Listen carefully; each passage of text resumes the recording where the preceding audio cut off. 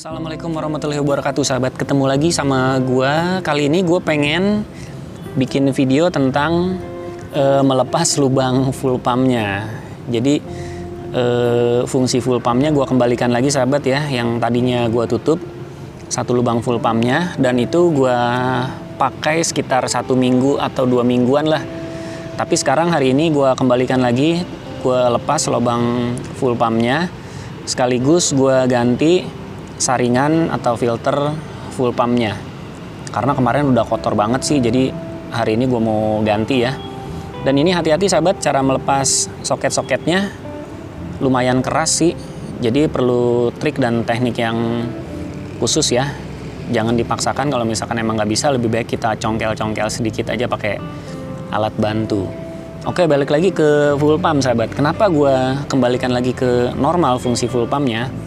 Karena gue ngerasain kayaknya nggak cocok dipakai di motor gue, tapi bukan berarti ini nggak berhasil ya. Oke, kita lihat dulu nih bagian full pumpnya, kita cabut. Bentuknya seperti ini, sahabat. Dan ini kalau membuka full pump ini, lubang bensinnya hati-hati ya, jangan sampai terkena percikan rokok atau ada api gitu ya, bahaya. Jangan ditiru, pokoknya harus segera ditutup lubangnya. Oke. Bentuknya hitam banget tuh filternya atau saringannya. Nah, ini dia, sahabat, full pump yang masih gua tutup pakai baut atau pakai mur ya. Ini gua tutup kemarin. Sekarang gua mau lepas, dan inilah hasilnya yang udah gua lepas, murnya atau bautnya. Dan kembali lagi, kenapa gua lepas lagi bautnya atau gue pakai cuman sekitar 2 mingguan atau 1 mingguan lebih pakai teknik ini, karena gue khawatir bagian rotaksnya bisa rusak, sahabat, dan motor gue tahu-tahu mati di jalan kalau misalkan rusak rotaksnya. Jadi suplai BBM-nya nggak maksimal, akhirnya mesin motornya bisa mati. Dan ini gue kasih lihat lagi, filter atau saringan bensinnya kotor banget. Terus gue pengen ganti pakai punya Suzuki juga. Gue belinya di dealer atau di spare part distributor Suzuki-nya yang ori ya. Oke, bentuknya kayak gini.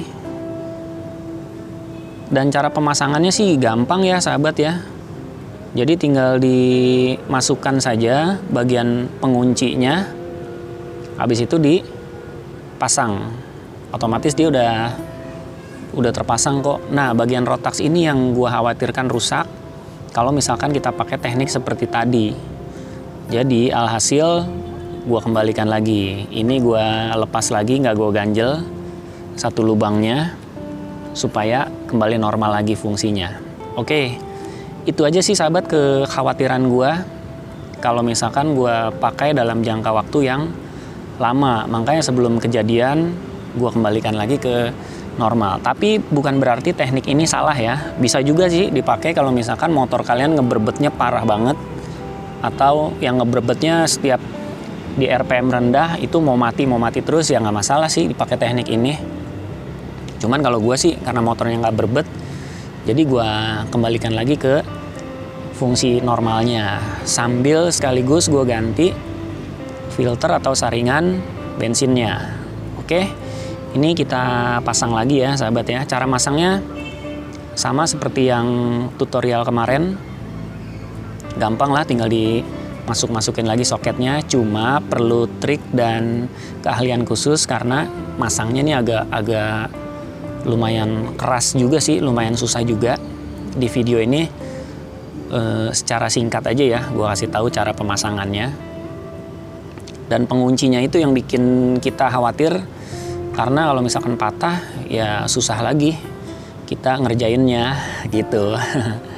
Oke, balik lagi ke masalah full pump, sahabat. Kenapa misalkan ini gue kembalikan lagi? Karena gue khawatir rotaksnya mati. Itu aja sih. Kalau untuk kinerja motor, so far galak, enak, tarikannya ada dan nggak ngeberbet. Walaupun bensin jadi lebih boros. Nanti kita coba ya, sahabat, gimana hasilnya setelah gua kembalikan lagi ke normal. Oke. Jadi kalau misalkan kalian mau balikin lagi ke normal, gampang. Tinggal cabut lagi. Gitu sahabat ya. Oke, kita dengerin dulu nih suara mesin motornya setelah gua kembalikan lagi ke normal. Yuk cek lagi video gua.